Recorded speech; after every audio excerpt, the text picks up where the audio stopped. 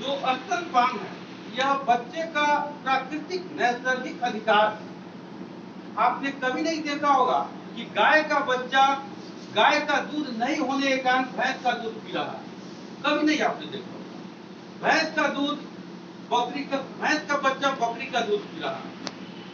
ये प्रकृति जब हम लोग को बनाया तो सबको जीने के लिए वो पहले ही अपना कुछ गुण दे दिया जिससे वो जिए। इसलिए हर जो जीव रहता है अपने जो संतति उत्पन्न करता है उसके लिए प्रकृति पहले से प्रदान कर चुका है। इसलिए गाय का बच्चा कभी भी बकरी का दूध नहीं पीता है, बकरी का बच्चा कभी भी कुत्ते के बच्चा का दूध नहीं पीता। आप लगा भी दीजिएगा, पकड़ा भी दीजिएगा, बकरी के बच्चा को कुत्ता का दूध पर नहीं पिएगा, और कुत्ता के बच्चा को गाय के बर्तन में लगा दीजिएगा तो नहीं पिएगा। लेकिन दिक्कत क्या है हम लोग के साथ कि हम आदमी हैं। एक बार किसी तरह हम कहीं ट्रेनिंग दे रहे थे तब हुआ कि भाई हम क्या बात देखी है कभी ऐसा होते हुए, तब आप ही को क्यों दिक्कत हुआ, तब बोले कि यही तो आदमी और जानवर में फर्क है। तो मैडम जानवर आदमी बनाया, जो प्रकृति हम लोग को बनाया वो फर्क नहीं किया है, दूध सबको दिया है, अपने अपने संतति को पालन के लिए दूध दिया है। इसलिए कभी भी कोशिश मत कीजिए कि आदमी का बच्चा गाय का दूध, और अगर आदमी का बच्चा गाय का दूध पीता है, आदमी का बच्चा गाय का दूध पीता है तो कहीं ना कहीं हम अपने बच्चों के अधिकारों का हनन कर रहे हैं। हम अपने बच्चों का जो अधिकार है, प्राकृतिक अधिकार, उससे उसे वंचित कर रहे हैं। और जब तक हमें वंचित करते रहेंगे तब तक हम एक सभ्य समाज नहीं बना सकते। और जो अपने नवजात शिशु को उसका अधिकार से वंचित करते वह सभ्य समाज कैसे कहलाए। इसलिए अगर हमें सभ्य समाज बनना है, सभ्य समाज का अंग बनना है, सभ्य समाज बनाना है, तो हमें अपने नवजात शिशुओं को इस नैसर्गिक अधिकार से वंचित रखने की प्रवृत्ति है, उससे हमें परहेज करना होगा। पता नहीं कब से शुरू हुआ नहीं शुरू हुआ, लेकिन बहुत पहले से कहा जाता है कि कुछ जो समाज के जो अभिजात वर्ग थे, समाज के अभिजात वर्ग अपने बच्चों को दूध पिलाना बंद कर दिया अपनी अभिजातता प्रदर्शित करने के लिए। इवन मुगल काल में भी मुगल जो शासक हुआ करते थे वो अपने तो मुगल रानियां जो होती थी अपने बच्चों को दूध नहीं पिलाती थी। अकबर को भी महान आंगा ने दूध पिलाया था, और अकबर उसी का दूध पी के अपनी माँ का दूध नहीं पिए थे। तो एक प्रवृत्ति थी, उस समय यह चलन था। इवन अभी तक जापान का राज घराना था वो अपने बच्चों को दूध नहीं पिलाता था। तो पहली बार एक जापान की जो राजकुमार की पत्नी थी वो कही कि हम अपने बच्चों को दूध पिलाएंगे, तो बहुत प्रोटेस्ट हुआ कि नहीं, कि पूरे जापान का राज घराना है, उसका कहीं ना कहीं ये हो रहा है, इज्जत पर आ रहा है, और उसका बहुत विरोध किया गया था। तो ये प्रवृत्तियां जो राज घराना से होकर चली धीरे धीरे आम लोगों में आ गई, और आम लोग में जो खास थे उनमें आ गई, और उसके बाद धीरे धीरे जो गरीब तबका है उसमें भी ये प्रवृत्ति आ गई कि बच्चों को दूध हम नहीं पिलाए। और इसके बाद इसका दुष्परिणाम क्या हुआ कि बच्चों को जो बाहर का दूध पिलाया गया, बाहर के दूध पिलाने से जो आप बनाते हैं उसमें कहीं ना कहीं गंदगी आता है, उसको बोतल से पिलाया जाता है। बोतल में देखिए कि बोतल में कितना साफ कीजिएगा उसके अंदर गंदा बैठेगा। तो आप उससे दूध जो पिलाती हैं तो दूध पिलाने से गंदगी उसके पेट में जाता है, और उससे बराबर उसका पेट खराब रहता है, डायरिया रहता है, डिहाइड्रेशन होता है, कुपोषण होता है। तो ये हम लोग दूध पिलाने का जो बच्चों को दूध नहीं पिलाए और उनको डायरिया हुआ, और डायरिया से उनमें मरने की प्रवृत्ति आई, हुए बच्चे मरने लगे, तब सरकार ने और अंतर्राष्ट्रीय संस्थाओं ने सोचा कि डायरिया से बचने का सबसे अच्छा तरीका है डायरिया से ट्रीटमेंट नहीं करना, डायरिया का ट्रीटमेंट नहीं करना, बल्कि बोतल को बंद करना। बोतल जो है 40% जो बच्चे मरते हैं एक साल के अंदर में, उसमें 40% लगभग 40% उसका कारण बोतल का दूध पिलाना। तो अगर हमें समाज को, बच्चों को अगर जीवन देना है तो हमें उन्हें बोतल से दूध पिलाना बंद करना है।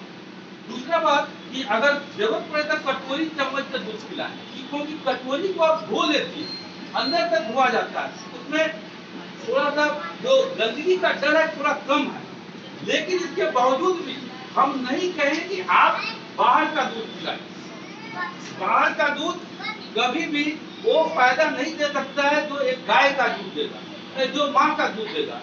माँ के दूध में दूध के अलावा भी बहुत सारी चीजें होती हैं, जैसे रोग निरोधक क्षमता जो होती है माँ के दूध में होती है, क्योंकि माँ को बहुत सारी बीमारियां पहले से हुई रहती है और बीमारियों के कारण उसके शरीर में जो रोग निरोधक क्षमता होती है वो फिर जो नाल के थ्रू बच्चे में आई रहती है और उसके बाद फिर दूध पीने के साथ दूध में भी आता है। दूध में भी आता है तो ये दोनों चीजें मिलकर बच्चा को 3-4 महीना तक प्रोटेक्शन देता रहता है, जिससे आप देखिएगा कि 3 महीना 4 महीने तक बच्चा को जल्दी सर्दी खांसी बुखार भी नहीं होता है। जब 6 महीना का होता है तभी सर्दी खांसी बुखार शुरू होता है। तो क्योंकि उस समय तक ये जो रोग निरोधक क्षमता खत्म हो जाती है और बच्चे का अपना रोग निरोधक क्षमता बनने लगता है। और इसीलिए हम 3 महीना के पहले सब तरह के जो टीका है हम दे लेते हैं कि वो बच्चा फिर 3 महीना के बाद जब माँ का जो रोग निरोधक क्षमता जो खत्म हो उसके पहले उसका अपना रोग निरोधक क्षमता हो जाए। इसलिए हमें इस रोग निरोधक क्षमता के कारण और माँ के दूध का कंटामिनेट जो गंदगी नहीं होता है उसके कारण और माँ के दूध का दूध जो नैसर्गिक है, इसमें पैसा नहीं लगता है। और अगर हमें समाज में अगर गरीबी भी दूर करनी है तो हमें जो नैसर्गिक जो दूध है उसका उपयोग करना चाहिए। जैसे मैडम ने कहा कि 1 महीना में लगभग 4000-5000 खर्च हो जाता है। ये आप समझिए कि जो मजदूर वर्ग है जो 4000-5000 कमाता नहीं है और उसका बच्चा 1 महीना में 4000 का दूध पी जाए तो उस पर कितना आर्थिक बोझ पड़ेगा। इस आर्थिक बोझ से उसकी गरीबी बढ़ेगी। तो और ये जो था दूध जो था माँ का दूध ये निःशुल्क मिल रहा है। ये निःशुल्क को छोड़ के हम शुल्क दे रहे हैं, ये कितना माने हमारी नासमझी है। तो नासमझी से भी बचना चाहिए और जिससे कि आर्थिक बोझ परिवार का जो मुखिया होता है, फादर जो होता है उस पर नहीं पड़े। माताएं तो सोचती है कि हमारा बच्चा बाहर का दूध पी जाए, लेकिन वो जो आदमी जो है परिवार का मुखिया किसी का बेटा है उस पर भी थोड़ा सा दया कीजिए, उस पर आर्थिक बोझ मत डालिए। क्या अपना बच्चा को खिलाने के लिए उस पर आर्थिक बोझ मत, वो भी किसी का बच्चा है इसलिए उस पर भी ध्यान देना है। दूसरी बात की जो दूध पिलाने की बात है तो दूध कहा जाता है कि हम लोग को बराबर तंग किया जाता है कि बच्चा का दूध नहीं हो रहा, बाहर का दूध लिखिए, बाहर का दूध लिखिए। तो उसके बारे में हम 2-3 बातें करना चाहेंगे कि बाहर का दूध आप लोग हमें तंग मत कीजिए। हम लोग तंग हो जाते हैं तो लिख देते हैं। तंग होने पर बहुत बार हमने क्लिनिक में भी मारपीट का नौबत आ गया, क्यों नहीं दूध लीजिएगा, क्यों नहीं दूध लीजिएगा। हम नए आए थे तो हम सोचते नहीं थे कि बाहर का दूध लिखा जाता है। एक आदमी हमको रात में बुला के और क्लिनिक में मारपीट करने को तैयार हो गया। उस दिन से हम कभी लिख देते हैं, लेकिन एक गलत चीज है। आप लोग भी हम लोग को तंग मत कीजिए। दूसरी बात कि हम लोग भी एक व्यापारिक संस्थाओं को कभी पार्ट बन जाते हैं, हम लोग भी दूध लिख देते हैं, ये हमारी भी कमियां हैं, इससे भी इनकार नहीं किया सकता है। तीसरी बात कि हम लोग बार समझाते हैं कि आप लोग दूध माँ का दूध पिलाइए, माँ का दूध पिलाइए। आप लोग कहते हैं कि नहीं दूध कम हो रहा है, दूध नहीं हो रहा है। तो ऐसी बात भी दूध थोड़ा सा जो 1-2 बजे तक कम होता है उसके लिए प्रकृति हम लोग को प्रोटेक्शन दिया है कि दूध का जो दूध की मात्रा जो कम होती है तो उस समय दूध तक पेशाब नहीं होता। इसलिए अगर दूध की मात्रा कम होती और पेशाब नॉर्मल होता तो शरीर में डिहाइड्रेशन हो जाता, शरीर में जल की कमी हो जाती। लेकिन जल की कमी नहीं होती है, दूध तक पेशाब भी कम होता। इसलिए जितना भी दूध पी रहा है ना, थोड़ा भी दूध पी रहा है वो ठीक है, क्योंकि पेशाब नहीं होगा। 2 दिन तक पेशाब कम होगा तो उसका शरीर में जल की मात्रा में कमी नहीं आएगी।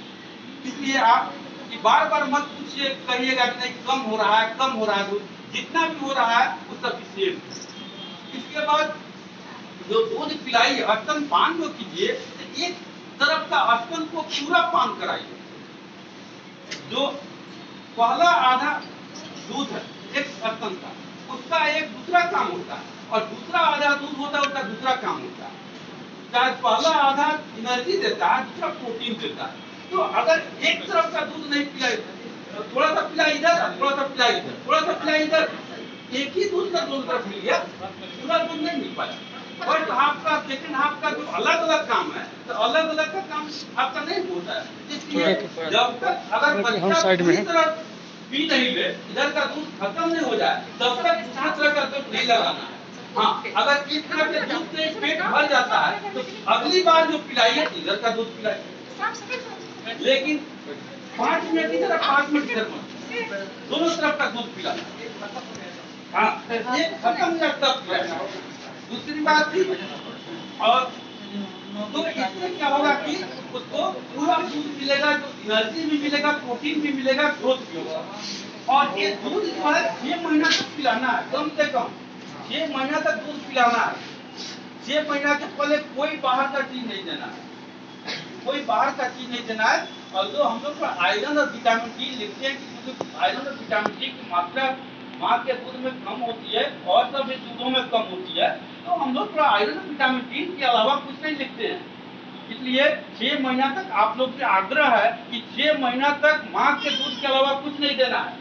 और जहां तक सवाल है गाय के दूध का, तो गाय का दूध 1 साल से, याद रखिए आप लोग, 1 साल से पहले किसी भी बच्चा को गाय का दूध नहीं देना है। गाय के दूध में से बहुत सारी जो हमारे आंतों में बीमारियां होती हैं हो जाती हैं, इसलिए गाय का दूध 1 साल के बाद ही देना है। और 6 महीना और 1 साल के बीच में हमको घर का जो अन्नदाना है, दाल पिलाना है, खिचड़ी पिलाना है, और जो जो जो बहुत सारे व्यापारिक संस्थाएं ला के आई हैं वो सब दीजिए आप, लेकिन गाय का दूध नहीं देना, गाय का दूध 1 साल के बाद। लेकिन दिक्कत क्या है कि इसके इतना शिक्षा दिया गया, सब चीज दिया गया, टीवी में भी दिखाते रहता है गाय का दूध स्तनपान कराइए, स्तनपान कराइए, लेकिन हम लोग सीख नहीं पाते हैं। हम लोग चिकित्सक वर्ग में बहुत दिन से हम लोग समझाते आ रहे हैं। 1992 में पहली बार विश्व स्तनपान दिवस मनाया गया था, इसी सब चीज से भ्रांतियों को समाज में दूर करने के लिए कि विश्व स्तनपान सप्ताह मनाया जाए, कि 1 सप्ताह तक चिकित्सक दल अपने मरीजों को यह एजुकेट करें, यह ज्ञान दें, नहीं आप दूध पिलाइए, अपना दूध पिलाइए, गाय का दूध मत पिलाइए। लेकिन दिक्कत क्या है कि हम लोग पता नहीं, शायद हम लोग की विश्वसनीयता में कहीं ना कहीं कमी आई है, या आप लोग का हम लोग की तरफ जो विश्वास है वो तो कहीं कम हो गया है। अब कारण क्या है, हम है या आप है, वो मैं नहीं कर सकता हूँ, लेकिन आप लोग देखते हैं कि गोमूत्र आप लोग पिला सकते हैं, गाय का गोबर पिला सकते हैं, लेकिन चिकित्सक कह रहा है कि माँ का दूध पिलाइए, तो माँ का दूध नहीं पिला सकते। तो देखिए कितनी बड़ा हमारे और आपके बीच में कितना किया गया है, विश्वास की कमी आ गई है कि चिकित्सक के कहने पर नहीं पिलाते हैं, और कहीं कोई रिलीजियस लीडर है, कोई पॉलिटिशियन, मैं नहीं करता हूँ इस पर गाय के गोमूत्र और गाय के गोबर पर बोलने का कोई यथोचित फोरम नहीं है, हम उस पर बहुत कुछ नहीं बोलना चाहेंगे, लेकिन हम कहना चाहेंगे कि जब आप अपने बच्चों को या अपने खुद गाय का मूत्र पी सकते हैं, तो हमारे चिकित्सक बंधु कह रहे हैं कि गाय माँ का दूध पिलाएगी, क्यों नहीं पिला सकते। थोड़ा विश्वास हम पर भी तो कीजिए कि हम कहीं ना कहीं आपके हित के लिए बोल रहे हैं। इसको थोड़ा अपना दूरदर्शी बनिए, थोड़ा सा सोचिए कि चिकित्सक समुदाय जो है देश का, वो भी आपका हितैषी है, वो आपका अहित नहीं सोच रहा। और आप जो भी किताब पढ़िएगा, कहीं भी जो चिकित्सा विज्ञान की किताबें कहीं नहीं लिखा हो रहा है कि आप माँ का दूध नहीं पिला के गाय का दूध पिलाइए, गाय का मूत्र पिलाइए।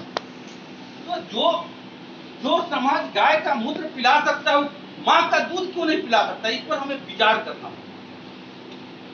विचार करें, माँ का दूध तो नैसर्गिक है, उससे हम अपने बच्चों को वंचित कर रहे हैं, इस पर विचार करना है। दूसरी बात की कभी कभी माताएं कहती एकदम दूध हमको नहीं हो रहा, ये बहुत रेयर घटना है, दूध नहीं होना। बहुत बार होता है कि दूध उतरना जो होता है एक मनोवैज्ञानिक कारण से भी नहीं उतरता। जो जो जो जो महिला की सास जो रहती हैं वे इतना ज्यादा उसको कभी कभी तंग करती हैं, साइकोलॉजिकल प्रेशर डाल के रखती हैं कि वो महिला जो है खुद अपने को नहीं सोच पाती है। अपने को नहीं सोच पाने के कारण उसको साइकोलॉजिकल प्रेशर जब तक आता है ना, तब साइकोलॉजिकल प्रेशर को दूध नहीं उतरता। दूध नहीं उतरने के का अधिकतर कारण यही होता है साइकोलॉजिकल। और उस समय उनको छोड़ दिया जाए तो उसका साइकोलॉजी से वो उभर जाएगी तो दूध उतरेगा। और अभी तो हम लोग करते हैं कि अब तो नया पर कहा जाता है कि जब ये अभी जब पुरैन लगा हुआ है तभी माँ का दूध पकड़ा देना है, माँ का दूध उसी समय पकड़ा देना है। इसलिए और आप दूसरी बात कि आप जितना जल्दी पकड़ाइएगा ना, जितना स्तर पर वो बच्चा जब खिंचाव करेगा तब जाकर खिंचाव करने से दूध उतरता है। दूध उतरने से नहीं खींचता बच्चा। ये आप लोग में भ्रांतियां हैं कि दूध उतरेगा तब बच्चा खींचेगा, नहीं, बच्चा खींचेगा तब दूध उतरेगा। इसलिए उसको बार बार खिंचवाइए। एक तो होता है प्री लैक्टियल फीड, ये सब इस दूध उतरने के पहले कुछ हम लोग उसको चटाते हैं, जैसे मध चटाना, नहीं, मध चटाते हैं। मध चटाने से बहुत बड़ी बीमारी होती है, बोटुलिज्म होता है, इन्फेंट बोटुलिज्म। इसलिए मध कभी नहीं चटाना चाहिए। और मध चटाने से सबसे बड़ा एक तो बोटुलिज्म हो या नहीं, उसे दिक्कत क्या होता है कि मध चटाने से बच्चा अपने आप में संतुष्ट हो जाता है। उसको क्योंकि कुछ एनर्जी मिल गया, संतुष्ट हो गया तो फिर दूध पकड़ेगा नहीं, दूध नहीं पकड़ेगा, दूध नहीं खींचेगा तो फिर दूध उतरेगा और ये लंबा खींचते जाएगा। फिर मध आप चटाइएगा, फिर उसको दूध नहीं उतरेगा, वो खींचेगा ही। तो उससे बच्चा को जितना असंतुष्ट रहेगा दूध पकड़ेगा, उसको पकड़ाइए। दूसरा बात कि बाहर का जो दूध पिला देते हैं तो उसका पेट फूल जाता है। जब पेट फूल जाता है तब फिर उसको दूध पकड़ने का मन नहीं करेगा। इसलिए 2-3 दिन तक कम दूध होता है तो उसका भी फायदा उठाइए। कम दूध का बच्चा का पेट में कम दूध जाएगा तो बार बार भूखा रहेगा तो दूध खींचेगा तो दूध उतरेगा। इसलिए आप कोशिश कीजिए कि 2 दिन तक जो दूध की कमी है उसको हम बार बाहर का चीज नहीं देके हम केवल दूध पकड़ाएं कि थोड़ा मोड़ा होते रहे। और आगे बात है कि कभी कभी दूध पिलाने से मना किया जाता है, डॉक्टर की तरफ से भी मना किया जाता है। देखिए तो उसमें एक आध कारण ही है। जैसे अब जो है कि एड्स की माँ है वो भी दूध पिला सकती है, एड्स के में भी दूध पिलाने को मना नहीं किया गया है। दूसरी बात की टीबी की जो महिलाएं हैं, टीबी से पीड़ित माताएं अगर हैं तो उसमें भी है कि माँ जो है मास्क लगाकर स्तनपान कराए। उस समय भी स्तनपान रोकना नहीं है, मास्क लगाकर स्तनपान कराना है। तो माँ में ऐसी कोई बीमारी नहीं है जिसके कारण को दूध नहीं पिलाया जाए। बच्चों में 1-2 बीमारियां होती है जो बहुत रेयर है, विरल बीमारियां हैं जिसमें हम लोग मना करते हैं, लेकिन आप लोग के लिए वो जानने की जरूरत नहीं है। हम लोग को जब जरूरत हुआ तो मना कर देंगे। तीसरी बात कि बार बार आप लोग मत पूछिए कि हम माँ को क्या खिलाएंगे। हम लोग अपने क्लिनिक में भी लिखवा दिए हैं कि खान पान के बारे में मत बात, खान पान के बारे में कंपाउंडर से बताइए। बार बार आप लोग पूछते हैं हम लोग और हम लोग को तंग करते हैं आप लोग कि देखिए ऐसी कोई चीज नहीं है जिसको खिलाने से माँ का दूध उतरेगा, नहीं खिलाने से नहीं उतरेगा। और किसी के खिलाने से माँ में बीमारियां होंगी और बच्चों में बीमारी, ऐसी कोई दुनिया में चीज नहीं है। जब तक डॉक्टर आपको कहे नहीं, जैसे कि भंटा नहीं खाना है, कद्दू नहीं खाना है, बहुत तरह चीज लोग पूछता है, तो ये सब भ्रांतियां हैं, इसका कोई वैज्ञानिक आधार नहीं है। तो ये खान पान से बच्चों में कोई प्रभाव नहीं पड़ता। माँ को उतना ही खाना चाहिए जिससे उसको एनर्जी मिले, प्रोटीन मिले, और एनर्जी और प्रोटीन मिले तो दूध की मात्रा भी अच्छी होगी और माँ को भी अच्छा लगेगा और उसको भी दूध पिलाते रहेगी। ऐसी बात है कि माँ थोड़ा कम खाई तो दूध कम होगा, ऐसी बात नहीं है। माँ कम खाने के बावजूद भी दूध में कमी नहीं आती है, क्योंकि प्रकृति बनाया है कि कुपोषित माताएं के बच्चे भी अधिक से अधिक हेल्दी हो उनमें, और जो सपोषित माता है और कुपोषित माता है दोनों के बच्चों में प्रकृति बहुत अंतर नहीं करता है। इसलिए दूध अगर माँ कुपोषित है तब भी दूध उतना ही निकलेगा जितना सपोषित माँ। इसलिए हम माँ के हेल्थ के लिए ध्यान दें कि माँ का दूध पिलाने से माँ के हेल्थ में कमी नहीं आती। उसके लिए हम उसके खाना का